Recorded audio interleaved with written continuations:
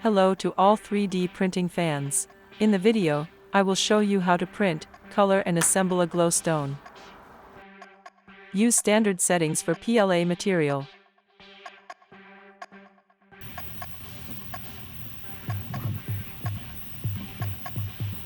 In the beginning I used Revell email colors, after that I switched to Revell aqua colors, which are great.